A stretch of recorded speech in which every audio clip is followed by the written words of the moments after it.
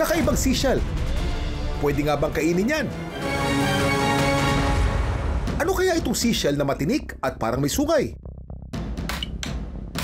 Hindi yan tahong, hindi rin talaba. Ano kaya yan? Isa! Dalawa! Tatlo! Go!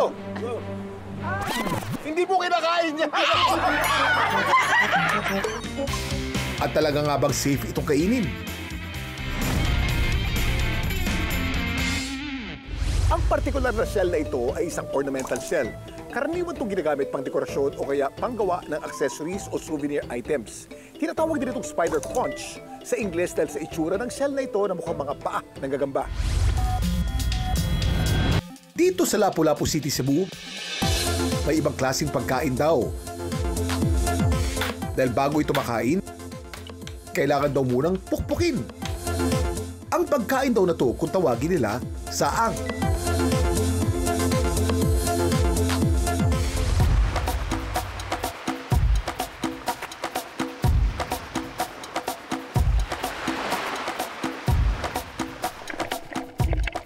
Mano-mano itong kinukuha gamit ang kamay. At talaga namang matatalas sa mga mata ng mga nanguhuli nito dahil kadalasan ay natatabunan ng saang ng buhangin o bato. Defense mechanism ng ibang mga seashell tulad ng saang ang pagtatago sa buhangin. Sa parang ito, nakakaiwas sila sa mga predator sa malalakas na alon. Dami mong alam, Kuya Kim! Dami mong alam, Kuya Kim! Ang totoo, safe na safe daw itong kainin, mga kapuso. Isa-isa muna nila itong nililinisan. Sa kanilang pakukuluan na may kasamang tanglad.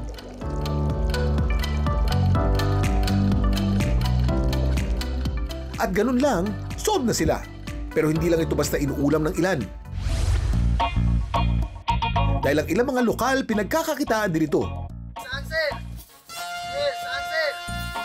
Dito nga sa Roro Port na ito, hilihilera na raw ang mga nagbebenta ng saang pagsapit ng alas 4 ng hapon. Mabilis talaga maubos yung saang namin. 7 PM, sold out na. Nasisiguro namin na fresh talaga yung saang namin, sir, kasi araw-araw na hatid yung mga ingisda sa amin. So dapat upat yan.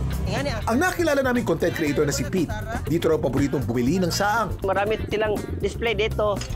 At yung mga saang na binibinta nila is napakasigurado akong fresh talaga. Mahilig talaga ako sa saang, sir, kasi nung bata pa lang ako, yan na talaga yung pinapakain sa amin. Ipapakita sa atin ni Pete kung paano ito best na kainin. Pwede na siyang pupukin or pwede siyang hugutin. So sa atin, mga kalma, hugutin na lang natin or hihilain. At saka, mga kalma, meron tayo ditong asin at sukang na perfect tandem sa ating saang, mga kalma.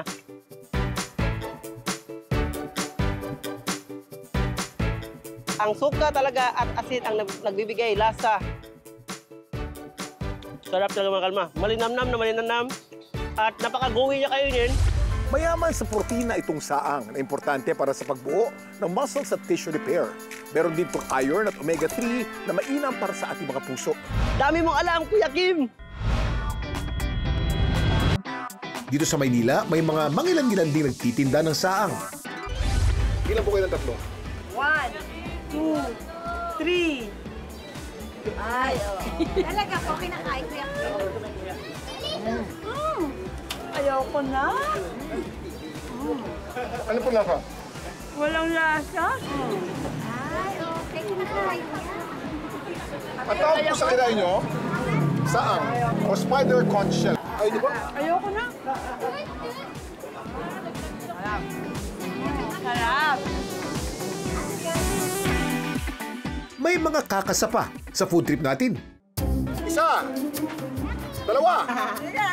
Tatlo! Go! Hindi po kinakain niya!